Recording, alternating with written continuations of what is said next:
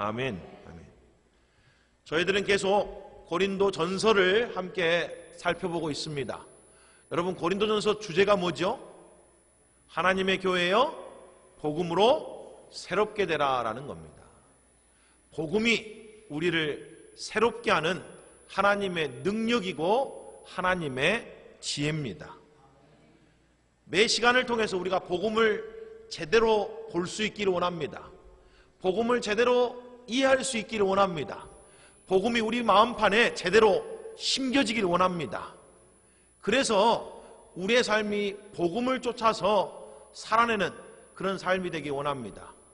복음으로 살 때 진짜 겸손해집니다.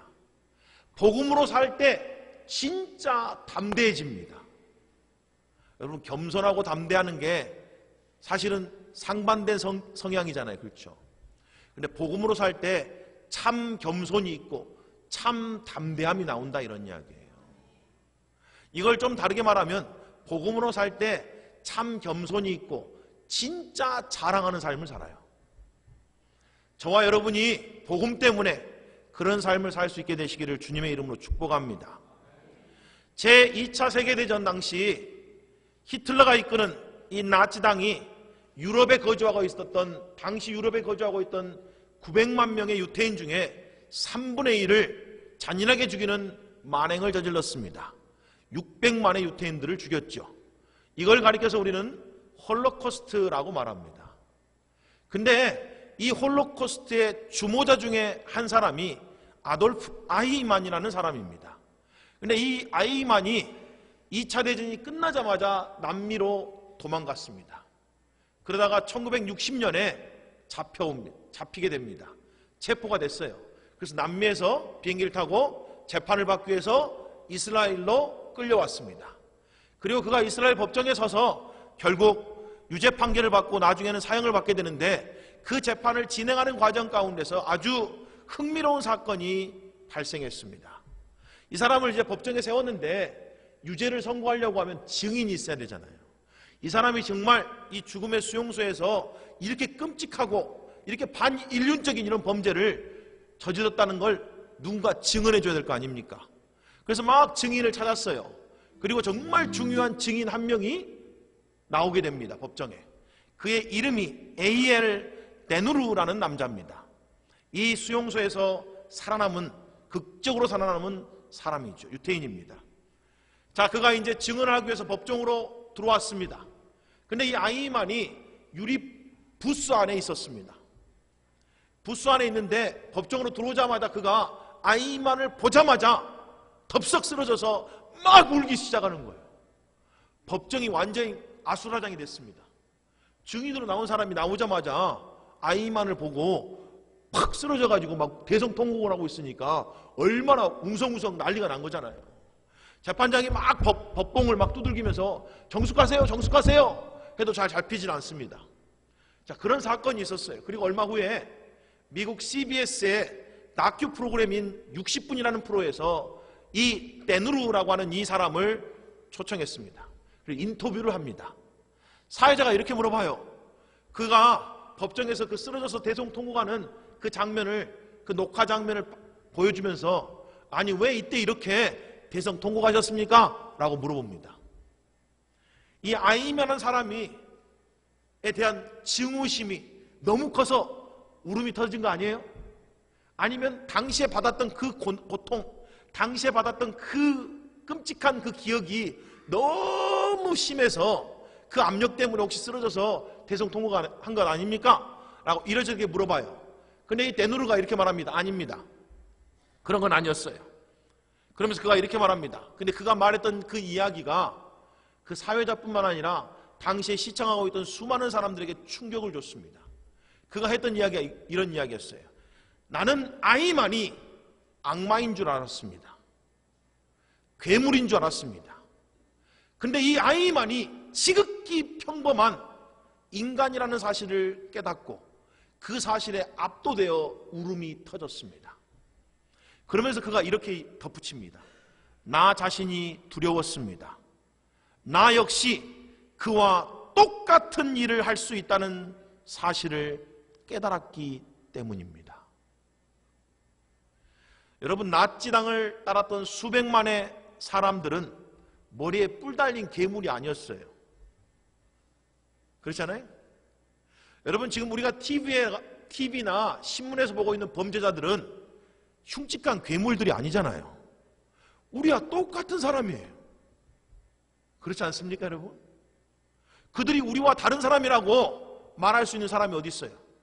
아, 저 사람들은 우리와 틀려요! 라고 그렇게 이야기할 사람이 어디 있습니까? 그렇지 않다는 게 너무 충격적이지 않아요? 아니, 심지어 얼굴도 선량하게 생겼어요. 얼굴도 착하게 생겼어요. 근데 그런 끔찍한 범죄를 저질렀다. 너무 이해가 되지 않잖아요? 한나 아렌트라고 하는 여인이 이 아이만의 재판을 보고 뉴요크지에 기고문을 씁니다. 근데 그녀가 기고문에 이렇게 썼어요. 그는 증오나 분노의 감정을 드러내지 않았고 결코 정신병자가 아니었다. 아니, 오히려 그는 그저 경력을 쌓기 원했던 평범한 인간일 뿐이었다. 그러면서 한나 아렌트라는 여인이 이것을 가리켜서 악의 평범성이라고 말했어요. 악의 평범성. 이 내용은 이런 이야기입니다. 악은 모든 평범한 사람 마음속에 숨어 있다, 이런 이야기예요. 그래서 여러분, 우리가 가늠한 여인 앞에 돌을 들어 던질 수가 없는 거예요. 그 모든 악이 우리 안에도 숨어 있다, 이런 이야기예요. 그러니 어찌 우리가 남을 쉽게 정죄하고 비난할 수 있습니까? 그래서 우리가 겸손할 수밖에 없다, 이런 이야기예요. 성경도 이렇게 이야기를 합니다. 로마서 3장 10절과 23절이죠. 기록된 바 의인은 없나니 하나도 없다. 의인이 없는데 하나도 없대요. 그리고 그 다음 23절은 이렇게 말하죠. 모든 사람이, 어떤 사람이 아니고 누군가는 아니고 모든 사람이 죄를 범하였음에 하나님의 영광에 이르지 못했다. 여기서 말하는 죄는 이런 죄입니다. 하나님의 영광과 비교해 보니까 어떤 사람도 스스로 선하다고 말할 수가 없다. 우리끼리 비교하는 게 아니고요. 저 친구하고 나하고 비교해서 나는 저 친구보다 나, 이런 정도가 아니고 하나님의 그 거룩하심, 하나님의 그 영광과 비교해 보니까 어떤 인간도 하나님 앞에서 나는 하나님과 똑같이 의인입니다, 나는 죄가 없는 사람입니다, 이렇게 말할 수가 없다, 이런 이야기예요. 그 의미가 모든 사람이 죄를 범했다라는 말의 의미입니다. 여러분, 우리 안에요 혈기가 있어요. 내 안에도 혈기가 있습니다. 이 혈기가 뭐하고 결합해요? 육신의 정욕과 안목의 정욕과 이생의 자랑과 결합합니다. 그래서 능력과 기회만 주어진다면 우리 모두는 그 사람과 똑같이 될 수 있는 뭐가 있어요? 가능성이 있는 거예요. 잠재력이 있다, 이런 이야기예요. 못해서 그러지 할 수 있는 능력이 없고 할 수 있는 재능이 없고 할 수 있는 지위가 없고 할 수 있는 권력이 없고 할 수 있는 뭐가 없어서 그런 거지, 우리도 만약에 그런 자리, 그런 지위, 그런 능력이 주어지면 충분히 그럴 수 있는 사람들이다, 이런 이야기예요. 충분히요. 그게 우리를 겸손하게 만듭니다. 야, 나도 그럴 수 있는 사람이구나. 그래서 나도 하나님 앞에서 늘 겸손해야 되고 하나님 앞에서 늘 깨어 있어야 되고 하나님 앞에서 늘 낮아져야 되는구나 라는 걸 깨닫는다, 이런 이야기예요. 복음이 말해주는 내용이 바로 이 내용입니다. 복음이 우리에게 이렇게 말해주는 거예요. 당신은 당신이 생각하는 것보다 훨씬 더 악하고 추하고 잔인하고 음란하고 더러운 죄인입니다. 그게 복음 이야기예요. 그러니까 그런 죄인을 구하려고 하니까 다른 어떤 것으로도 안 되고 하나님의 아들이신 예수님이 이 땅에 내려오셔야 됐다는 이야기예요. 그 정도 죄인을 구하려고 하니까 다른 걸로 안 된다는 이야기예요. 동물로는 안 된다는 이야기예요. 더 이상. 아니, 사람을 잡아서도 안 된다는 이야기입니다. 어마어마한 돈을 줘도 안 된다는 이야기예요. 오직 죄가 없으신 예수님이 오셔야 됐다는 이야기예요. 그런 이야기입니다. 그런데 복음의 또 하나의 진리는 뭐예요? 그런데 하나님은 당신이 생각하는 것보다 당신을 어마어마하게 사랑하십니다. 이게 복음입니다. 이 두 가지를 깨달을 때 겸손해지면서 동시에 어떻게 해요? 자신감으로 충만해진다, 이런 이야기예요.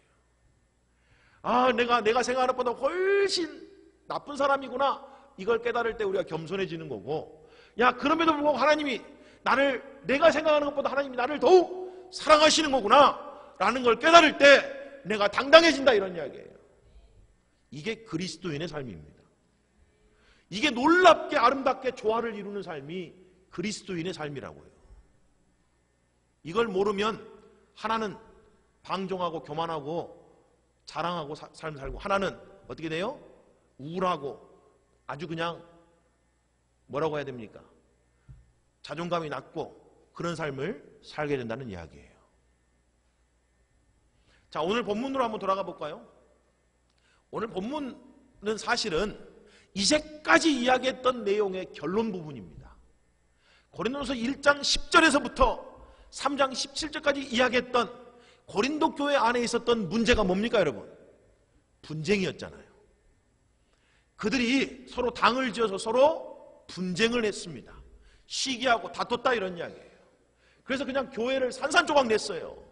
그런 무리들에게 막 이렇게 계속 편지를 쓰다가 이제 드디어 결론 부분에 도착한 거예요. 그런데 사도 바울이 이들이 이렇게 서로 분당을 지어 서로 시기하고 다툰 이유가 뭐라고 이야기해요? 그 안에 자랑이 있었다는 거예요. 자기 자랑이 있었다는 이야기예요. 지금 그 이야기를 하고 있는 겁니다. 그런데 우리가 지금 이런 내용을 보면서 저 사람들은 저러지 우리는 안 그래요. 나는 그런 사람 아닙니다. 우리가 이렇게 쉽게 속단할 수는 없다, 이런 이야기예요. 여러분, 자랑하고 싶은 마음은 우리 인간의 본성입니다. 자랑하지 않는 사람이 아무도 없어요, 사실은요. 저도 기회만 있으면 자랑하고 싶은 마음이에요. 자랑할 거리가 없어서 못하는 거지. 우리가 할 수만 있으면 자랑하고 싶잖아요, 어떻게든지. 명절에 만나도 자랑하고 싶고, 친구들만 만나도 자랑하고 싶고, 뭐라도 하나 자랑하고 싶은 게 우리 마음 아닙니까? 그러면서 누가 또 자랑하는 꼴은 그렇게 보기 싫어요. 그게 우리 마음이 어쩔 수 없어요. 이해해 주시기 바랍니다. 어쩔 수 없다니까요. 이해하시기 바라요. 근데 사실은 우리가 이 세상 헛된 이 자랑을 이기고 진짜를 자랑해야 될 거 아니냐고요. 제가 언젠가 한번 이야기를 했습니다. 여러분, 자랑하고 싶은 게 우리의 본성인데 진짜 문제는 그래서 뭐예요? 자랑할 것을 자랑해야 된다는 이야기예요. 여러분, 겸손한 삶은 자랑을 하나도 안 하는 게 아니에요. 어떻게 자랑하고 싶은데 자랑을 안 해요? 우리의 본성을 어떻게 거스리냐고요. 그러다가 병나 죽습니다. 중요한 건 뭐예요? 자랑해야 될 것을 자랑해야 된다는 이야기예요. 근데 우리의 문제는 뭡니까? 자랑하지 말아야 될 것은 자랑하고 자랑해야 될 것은 자랑하지 않는다는 게 문제잖아요. 여러분, 교만은요, 자랑하지 말아야 될 것, 아니 자랑할 필요도 없는 것을 자랑하고 싶어서 마음이 부풀어져 있는 것이 교만입니다.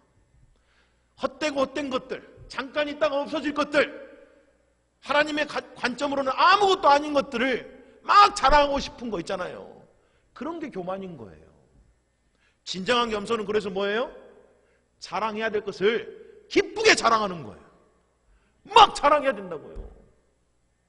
여러분이 그런 겸손한 사람이 되시기를 주님의 이름으로 축복합니다. 자랑하세요. 주 안에서 자랑하십시오. 자랑할 거를 자랑하시라고요. 그걸 막 기뻐하시라는 이야기입니다. 그런데 고린도 교회는 그러지 못했죠. 세상 자랑이 들어왔어요. 헛된 자랑이 들어왔습니다. 그래서 그걸 통해서 자기들 스스로를 지혜롭다 여겼어요. 대단한 사람으로 여겼다는 이야기예요. 그래서 어떻게 해요? 다른 사람들을 무시하고 멸시하고 그렇게 다퉜다는 이야기죠. 그런 상황이니까 서로 막 시기하고 서로 잘났다고 다투고 뭐 이런 상황 아니에요? 자, 그거에 대한 결론적으로 오늘 본문이 두 가지를 이야기합니다. 첫째는 아무도 자기를 속이지 말라라고 18절에서 20절을 통해 이야기를 하고 있죠. 또 한 가지는 21절, 23절을 통해서 누구든지 사람을 자랑하지 말라 이렇게 말합니다. 이 두 구절이 이제까지 봤던 전체 고린도전서 1장, 2장, 3장 전체의 결론입니다. 제발 자기를 스스로 속이지 말아라. 이건 자기 기만에 빠지지 말라 이런 이야기예요. 자기 기만에 빠지지 말라. 자기는 스스로 지혜롭다고 여겼는데 실상은 아닌 거잖아요. 그런데도 계속해서 어떻게 해요? 지혜롭게 여기고 산다는 게 자기 기만 아니에요. 스스로 자기를 속인다 이 말이 그런 의미입니다. 나는 안전해, 나는 괜찮아, 나는 아무 문제 없어. 스스로 속이면 이게 자기 기만이잖아요. 실상은 아닌데. 그렇죠? 그렇잖아요? 아, 나는 이 정도면 하나님 앞에 의롭다 하면 받을 거야. 아, 나는 이 정도면 천국 갈 수 있을 거야. 자기 기준대로. 이 고린도 교회 성도들도 이 고린도전서 3장 18절에 보면 이렇게 되어 있죠. 아무도 자기를 속이지 말아야 합니다. 여러분 가운데 누구든지 이 세상에서 지혜 있는 사람이라고 스스로 생각하거든. 여기서 말하면 이 세상에서 이 말이 이 세상의 기준으로 이런 뜻이에요. 근데 지금 고린도 교회 안에 이런 사람이 있었다? 없었다? 뭐죠? 있었다는 이야기잖아요. 이미 있었다는 이야기예요. 세상 기준으로 자기를 스스로 어떻게 여겼어요? 지혜로운 사람으로 여겼다 이런 이야기예요. 그런 사람이 고린도 교회 안에 있었다라는 게 문제죠. 그런 생각으로 스스로 자기를 속이고 있었다 이야기입니다. 왜 이렇게 된 거예요? 기준이 뭐였으니까요? 기준이 세상이었으니까 그래요. 세상 기준이잖아요. 근데 여러분, 우리는 세상에 살지만 우리의 시민권이 어디 있어요? 하늘나라에 있잖아요. 우리는 세상에 살지만 하나님의 백성들이잖아요. 그래서 우리의 기준은 세상이 기준이 돼서는 안 된다는 이야기입니다. 이들이 왜 이런 생각을 했어요? 왜 이렇게 자기 기만에 빠졌어요? 기준이 틀렸기 때문에 그래요. 뭘 기준으로 자기를 판단했냐 이런 이야기예요. 여러분, 우리 모두는요 스스로 판단하는 사람들입니다. 이건 다른 말로 말하면 계속해서 생각하는 사람이에요. 인간은 생각하는 사람들이잖아요. 생각하는 존재잖아요. 생각을 멈추는 순간 여러분은 죽은 겁니다. 우리는 끊임없이 생각해요. 근데 그 생각의 기준이 뭐냐가 굉장히 중요합니다. 뭘 기준으로 생각할 건가 이런 이야기예요. 대체 나는 뭘 기준으로 행복한 사람이라고 말할 건가? 나는 대체 뭘 기준으로 불행한 사람이라고 말하지? 나는 대체 뭘 기준으로 괜찮은 사람이라고 말할 수 있지? 나는 대체 뭘 기준으로 나는 이런 사람이구나 이렇게 말할 수 있냐 이런 이야기예요. 만약 여러분의 기준이 세상적인 기준이면 진짜 여러분의 인생에 복잡해집니다. 불행해져요. 결코 만족함이 없는 삶을 살게 될 겁니다. 솔로몬이 고백했던 것처럼 헛되고 헛되고 헛되니 모든 것이 헛되구나. 이게 허무주의잖아요. 야, 다 살아봤는데 아무것도 남는 게 없구나. 마치 바람을 잡는 것 같이 내 손에서 다 사라졌습니다. 잡을 수 있을 것 같았는데 다 사라져버린 거예요. 어떤 기준으로 사니까요? 세상 기준으로 사니까요. 고린도 교회 성도들은요 세상 기준으로 생각해서 자기들을 뭐라고 생각했어요? 지혜롭다고 생각했어요. 야, 이 정도면 잘 살고 있는 거죠. 이 정도면 잘 가고 있는 거 아니에요? 아니, 이 정도면 그래도 괜찮게 살아가고 있는 거 아닙니까? 아니, 이 정도면 하나님도 나를 기뻐하시는 거 아닐까요? 아니, 이 정도면 하나님의 축복을 받을 충분한 자격이 있는 거 아니에요? 이렇게 자기 기준으로, 세상적인 기준으로 자기들 지혜롭게 여겼다는 이야기예요. 게다가 여러분이 알고 있는 것처럼 이들은 누구하고 짰겠어요? 하나님과 짝한 게 아니고 특정한 지도자들과의 관계를 굉장히 중요하게 여겼습니다. 그래서 나는 바울 편이다, 나는 아볼로 편이다, 나는 게바 편이다 이러면서 서로 그랬잖아요. 그리고 그들로부터 그들이 뭘 얻었다는 이야기예요? 지식을 얻었다고 생각했다는 이야기예요. 야, 우리만 좀 특별한 지식을 갖고 있다? 니들은 모르지? 우리만 놀라운 지식을 갖고 있어. 말씀에 대한 놀라운 걸 우리만 갖고 있어. 그러니까 우리가 니들보다 더 나아 이런 거예요. 내가 당신보다 성경도 많이 알고 많이 깨달았어. 그래서 내가 당신보다 훨씬 나은 사람이에요. 지금 그러고 있는 거잖아요. 근데 이런 생각이 어디서 왔을까요? 아까 세상의 기준이라고 그랬잖아요.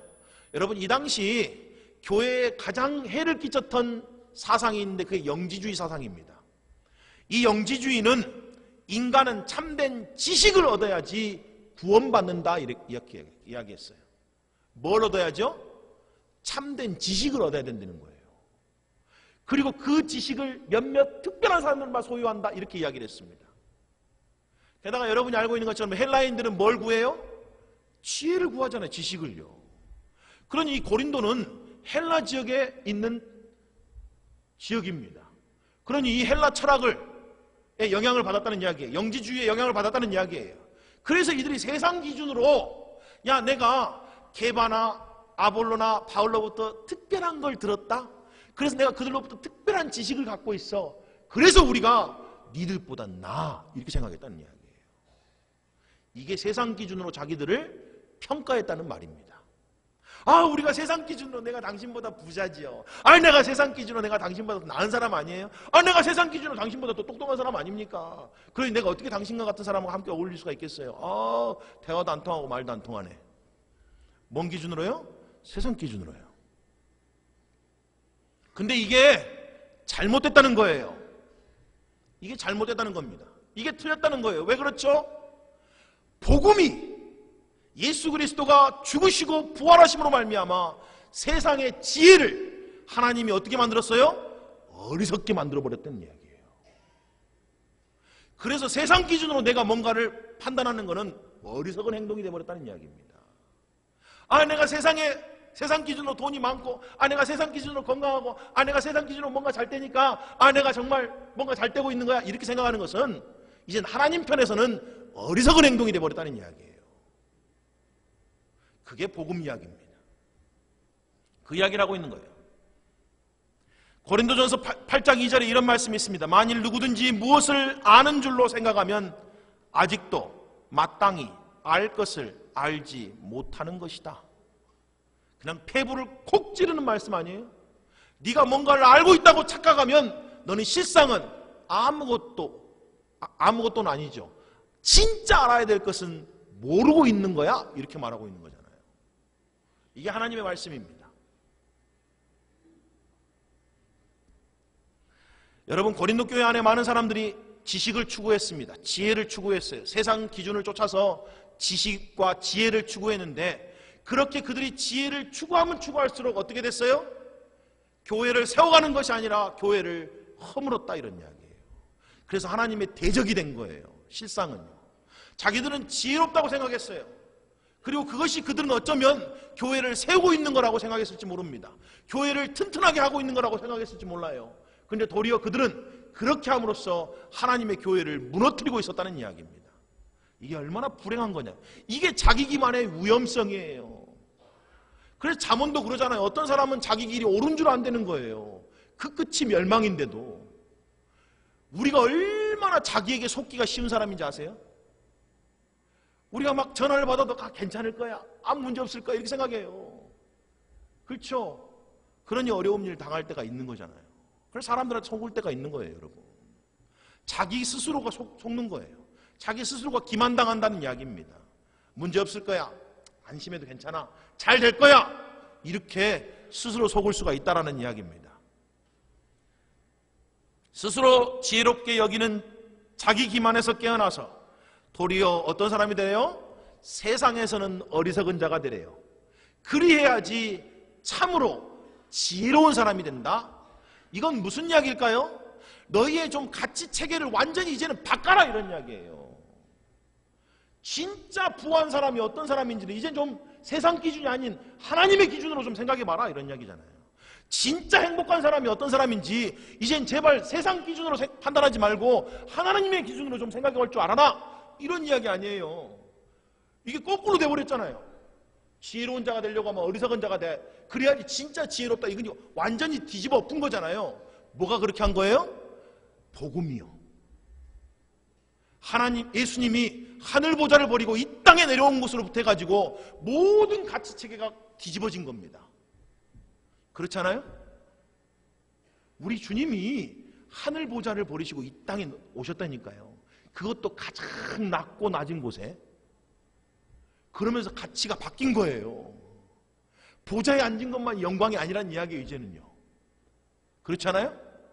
그래서 강한 것이 약하게 되고 약한 것이 강하게 된 거예요. 그게 복음의 이야기입니다. 그래서 죽으면 살게 되고 살려고 하면 죽게 된다는 이야기예요, 여러분. 그게 복음 이야기잖아요. 하나님이 이걸 완전히 뒤집어 엎으셨다고요, 복음 안에서. 그 사건이 예수 그리스도가 이 땅에 오셔서 십자가에 죽으시고 사망 권세를 이기시고 부활한 사건이라는 이야기예요. 이 사건을 통해서 세상의 모든 가치가 바뀌었다고, 뒤집어 엎어졌다고 그것을 지금 선언하고 있다는 이야기예요. 그러니 너희가 진짜 지혜롭게 되기를 원하면 세상 지혜에서는 어리석은 자가 되어야 된다. 그래야지만이 너희가 진짜 지혜롭게 된다, 이런 이야기. 여러분, 사도 바울은요, 고린도 교회 성도들이 지혜로운 자가 되기를 원했어요. 진짜 지혜롭기를 원했다고요. 저도 저와 여러분들이 지혜롭기를 원합니다. 진짜 지혜로운 분이 되시기를 원해요. 우리가 행복한 기준이 뭐냐고요, 대체. 우리가 부하다고 하는 그 마음의 그 부요함을 느끼는 기준이 뭐냐고요. 우리가 만족을 누리는 기준이 뭐냐고요, 대체. 여러분이 정말 지혜로운 자가 되시기를 주님의 이름으로 축복합니다. 자, 신학적 근거가 있어요. 19절부터 20절에 이렇게 이야기합니다. 이 세상 지혜는 하나님께 어리석은 것이니 기록된 바 하나님은 지혜 있는 자들로 하여금 자기 꾀에 빠지게 하시는 이라 하였고 또 주께서 지혜 있는 자들의 생각을 헛것으로 하신다 하셨느니라 라고 말해요. 이 구절에 사도 바울은 욥기 5장 13절, 시편 94편 11절을 인용합니다. 그대로 와 있는 성경이에요. 그런데 하나님이 어떻게 했다고요? 지혜 있는 자들로 하여금 자기 꾀에 빠지게 했다는 거예요. 여러분, 세상 지혜를 잡으면 잡을수록 잘 될 것 같죠? 근데 자기 꾀에 빠진다는 거예요. 끝이 없는 거예요. 끝이 없어. 끝이 없어요. 그래서 불행한 거예요, 사실은요. 잘 살 줄 알았는데, 괜찮을 줄 알았는데 가면 갈수록 그게 힘겨운 거라는 이야기예요. 세상 지혜가 가져다 줄 건 이거밖에 없습니다.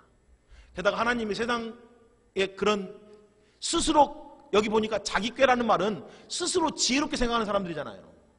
아, 나는 세상에서 좀 약삭 빠르고 꾀가 많고, 아, 나는 지혜롭게 생각하는 사람들 있잖아요. 근데 자기 꾀에 빠져서 다 넘어질 거라는 거예요. 그러니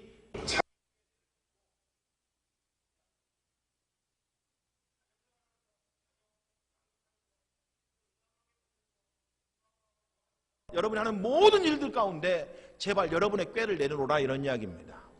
그리고 하나님 그분의 지혜를 구하라, 이런 이야기예요. 여러분, 하나님의 지혜는 예수 그리스도시잖아요. 그분을 붙들라, 이런 이야기예요. 근데 그분의 뭘 붙들어요? 그가 십자가에서 못 박혀 죽으심을 붙들라고요. 그리고 그가 죽음의 권세를 이기시고 부활한 그것을 붙들라, 이런 이야기예요. 그걸 붙들 때 진짜 지혜가 나온다는 이야기입니다. 진짜 지혜롭게 된다는 이야기예요.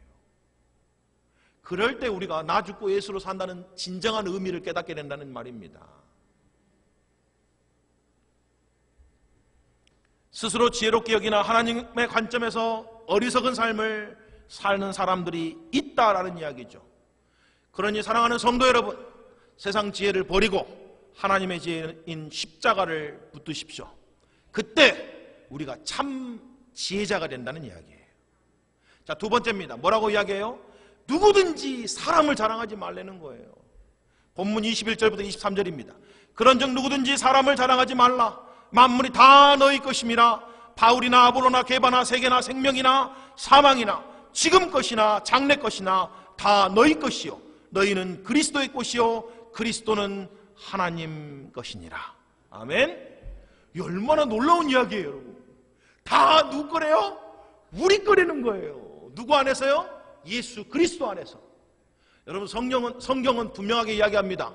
예수 그리스도로 말미암아 우리는 온 세상을 상속받았다고 말해요. 온 세상이 다 누구 거래요? 우리 거래요. 잘 안 믿기시나 보다. 그럴만도 하죠. 세상이 다 내 거라는데 이게 잘 믿겨지는 게 더 웃긴 거 아니에요? 근데 분명한 것은 온 세상이 다 우리 거랍니다. 그런데 여러분, 그 세상에 있는 것 이것저것 잠깐 있다가 없어질 거, 눈에 보이는 거, 그런 거 가지고 마음이 그냥 어쩔 때는 기뻤다가 어쩔 때는 우울했다가 어쩔 때는 낙심했다가 어쩔 때는 슬퍼했다가 어쩔 때는 막 좋아했다가 이렇게 살아서 되겠어요? 이게 얼마나 복음하고 안 맞는 행동이냐고요. 지금 그 이야기인 거예요. 야, 모든 게 너희들 것인데 보자, 거기 있는 거 몇 가지 가지고 너희들이 마음이 이랬다 저랬다 해서야 되겠니? 그건 복음하고 안 맞는 행동이야. 여러분, 성경이 분명하게 말합니다. 그리스도 예수 안에서 우리가 세상의 상속자가 됐고 마지막 때에는 우리가 세상을 심판할 거랍니다. 여러분이 세상을 판단하고 세상을 심판할 거라는 거예요. 우리가 그런 사람들이에요. 근데 어떻게 세상에 있는 거 그 몇 가지 가지고 막 거기에 그냥 종노릇하고 거기에 노예 노릇하고 거기에 마음 뺏기고 거기에 막 쫓아다니는 그런 불행한 삶을 사냐고요. 우리가 세상의 주인 되었는데 이해가 되지 않잖아요, 여러분? 근데 또 이해가 돼요. 왜냐하면 세상 사람들도 자기가 돈을 벌어놓고 결국은 자기가 돈에 종노릇하고 사는 사람들이 얼마나 많아요. 그렇죠? 자기가 건물 사놓고 결국은 자기 건물에 자기가 종노릇하고 거기에 매여서 일평생 사는 사람도 많고 그 명예와 지위도 자기가 또 어떻게 했는데도 결국은 나중에 거기에 종노릇 해가지고 그것 때문에 일평생 종노릇하는 사람도 얼마나 많아요. 그렇죠? 그러고 보면 또 이해가 되긴 돼요. 근데 그거는 이해는 되지만 올바른 삶은 아니잖아요. 바른 삶은 아니잖아요. 그렇죠? 아니, 온 세상이 그리스도 안에서 우리 것인데 아니 우리가 어떻게 살아야 되는지 좀 제대로 이해만 해도 우리의 삶이 좀 바뀌잖아요. 여러분, 고린도 교회 성도들은 기준이 틀렸어요. 이해를 못했다고요. 그러니 엉뚱한 행동을 한 건 이해가 돼요. 근데 이제 우리는 복음 안에서 기준이 분명해지고 우리가 어떻게 살아야 되는 걸 깨달았으면 우리의 삶도 거기에 맞춰서 바뀌어져야 되는 게 맞는 거잖아요. 여러분, 게다가 여러분 뭐라고 말해요? 야, 바울도 아볼로도 게바도 다 너희들 거다? 그러니 너희들이 나는 아볼로 편이야, 나는 바울 편이야, 나는 게바 편이야 하면서 치고받고 싸우는 게 얼마나 웃긴 이야기냐고요. 그 사람들이 다 자기들 건데 그 안에서 치고받고 하는 게 말이 되냐, 이런 이야기예요. 말이 안 된다는 이야기예요. 그래서 누구든지 사람을 자랑하지 말라, 이런 이야기예요. 게다가 또 뭐라고 말해요?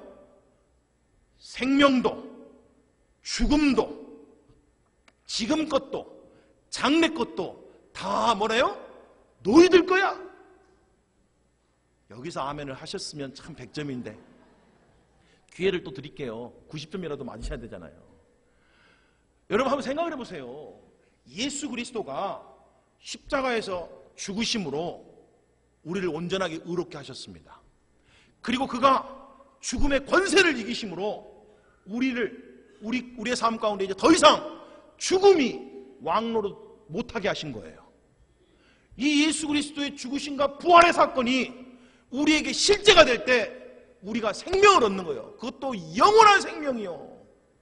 그리고 그 영원한 생명을 지금 얻었고 이미 누리고 있고 반드시 얻게 될 거라는 이야기예요. 이게 구원의 확신입니다. 그러니 여러분, 사망도 이제 더 이상 우리를 어떻게 못 힘드니까요. 사망아, 이젠 더 이상 우리를 왕노로 할 수 없다고요. 더 이상 우리에게는 심판이 없는 거예요. 이게 우리의 소망이라고요. 누구 때문에요? 예수 그리스도 때문에. 이게 복음이라는 거예요. 그 안에서 이 모든 것이 다 너희들 거 됐다 이제.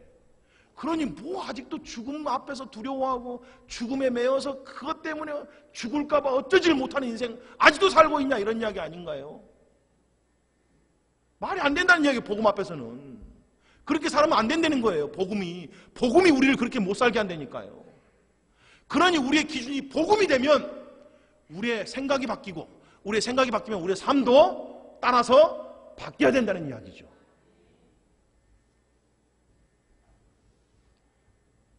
만일 우리가 입으로 예수를 주로 시인하고 또 하나님께서 예수를 죽은 자 가운데서 살리신 것을 마음에 믿어 구원을 받았다면 우리는 누구 거예요? 그리스도 거예요. 그리고 그리스도는 누구 겁니까? 하나님 거예요. 그래서 모든 것이 다 누구 거라는 거예요? 하나님 거라는 거예요. 근데 그 안에서 모든 것이 또 내 거라는 거예요. 이게 우리의 정체성입니다. 여러분. 여러분, 우리는요 이 역사에서 들러리가 아니에요. 여러분, 그리스도인들은 이 역사에 그냥 흘러가는 들러리들이 아닙니다. 여러분, 그리스도인들은 하나님이 세상을 구원하시고자 하는 이 구원의 역사 가운데서 주인공들입니다. 그렇게 부름받은 사람들이에요. 그래서 우리를 하나님의 딸이다, 아들이다 라고 불러주는 거예요. 너희들이 주인공이야, 이런 말이잖아요. 이 땅에서 너희들이 주인공이다. 여러분, 오해하지 마십시오. 세상에 돈 많은 사람들, 세상에 권력 많은 사람들이 주인공 같죠? 천만에요. 이 땅의 진정한 주인공은 저와 여러분들입니다. 예수 그리스도를 만난 사람들, 예수 그리스도가 자기의 주인 되신 사람들, 그 사람들 거라고요. 그래서 하나님이 그들의 기도를 돌아서 그들의 기도를 들으시고 세상을 바꾸시잖아요. 세상도 움직이신다고요. 그게 그리스도인의 능력이다, 이런 이야기예요. 아니, 우리가 이런 사람들인데 어떻게 우리가 세상에 눌려 사냐고요.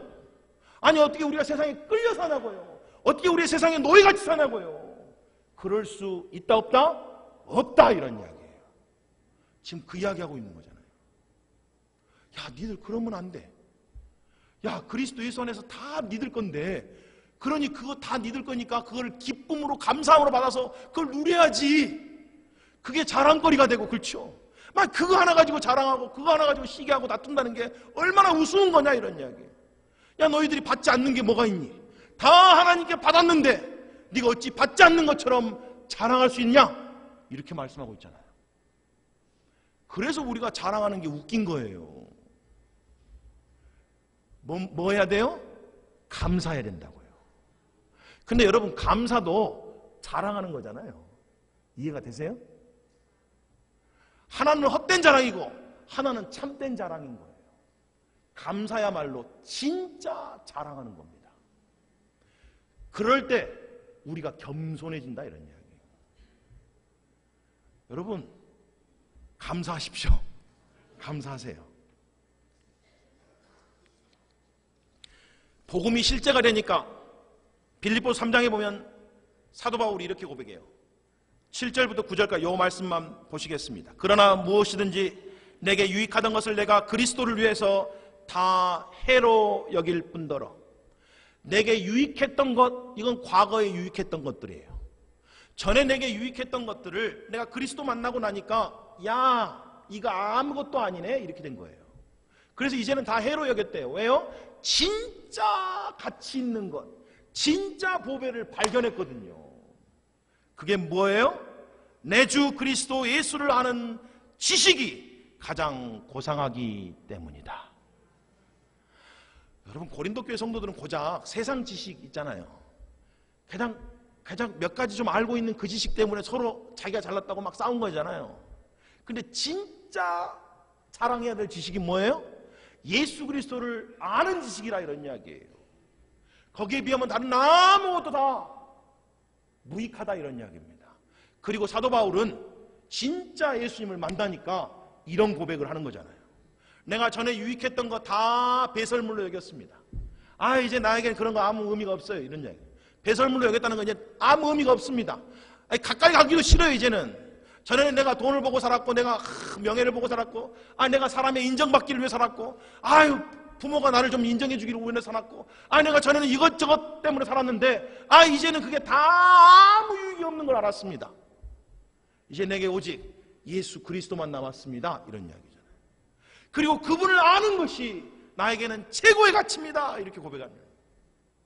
그러니 나는 예수만 자랑할 겁니다, 이렇게 되는 거예요. 그런 거죠. 여러분, 복음만이 세상 지혜를 이기게 하는 능력입니다. 복음을 알고 복음을 내 마음판에 새기고 복음을 쫓아서 살아갈 때 우리가 헛된 것 자랑하지 않게 돼요. 그리고 진짜를 자랑하는 삶을 살게 돼서 이 땅에서 복음의 증인된 삶을 살게 된다는 이야기예요. 그래서 하나님이 내게 주신 그 은혜를, 그 아름다운 덕을 선전하는 자가 된다, 이런 이야기예요. 여러분, 원숭이 잡는 법 아세요? 요 애야만 하나 알려드리고 마치고자 합니다. 여러분, 원숭이 잡는 법 아시나요? 들어보신 분 계세요? 원숭이가 굉장히 날쌔잖아요. 그래서 막 손으로 잡으려고 하면 안 잡힐 거 아니에요? 아니에요? 원숭이보다 더 날쌘 분 계신가요? 잘 안 잡힌대요. 그렇게 잡는 건. 근데 이 인도네시아나 미얀마에 가면 원주민들이 아주 쉽게 원숭이를 잡는답니다. 코코넛 있죠, 코코넛. 아니면 딱딱한 흙덩이 여기에 딱 구멍을 내놓은대요. 그 안에를 비워놓고. 근데 구멍을 아주 조그만하게 내놓는답니다. 원숭이가 손이 이렇게 들어갈 정도만. 그리고 그 안에 곡물가루들, 원숭이가 좋아하는 음식들을 조금 넣어놓은대요. 그러면 원숭이가 이따가 냄새를 맡고 쓱 온다는 거예요. 그리고 손을 딱 집어넣어가지고 그거를 딱 잡아서 빼려고 하는 거예요. 근데 이렇게 하면 들어가는데 구멍이 작으니까 이렇게 하는 순간 어떻게 해요? 안 나오는 거예요. 안 나온다니까. 그럼 어떻게 하면 나올까요? 잡은 걸 어떻게 해요? 놔야지 나. 근데 절대로 안 놓는다네요. 원주민이 사람이 와가지고 그를 잡아가려고 그래도 사람이 저는 바보 같은 놈 막 웃으면서 와도 안 놓고 계속 이러고 있대요. 도망도 못 가고. 그러다가 결국 어떻게 해요? 잡혀서 죽음을 당한다는 거예요. 여러분, 우리가 세상을 추구하는 게 마치 꼭 이런 꼴입니다. 내가 뭔가를 얻었다고 생각하는데 실상은 이게 얻은 게 아닌 거예요. 죽어가고 있는 거지. 멸망으로 향하고 있는 거지. 그게 얻은 게 아니라는 이야기예요. 세상 것을 내려놓고 하나님 것을 붙들어야지 진짜 산다, 이런 이야기예요. 저와 여러분같이 여러분들은 어리석은 원숭이가 안 됐으면 좋겠습니다. 그 집착, 그 애착, 그 별것 아닌 것, 그것 때문에 내가 멸망으로 향하면 되겠어요, 여러분? 여러분, 한번 그건 손을 좀 펴보세요. 그걸 좀 내려놔 보세요. 얼마나 마음이 편한가. 근데 그게 놓기가 그렇게 어려운 거잖아요. 그래서 주님 앞에 기도하시라고요. 그래서 주님 앞에 간구하시라고요. 진짜 가치 있는 걸 보게 해달라고. 진짜 중요한 것이 뭔지를 보게 해달라고.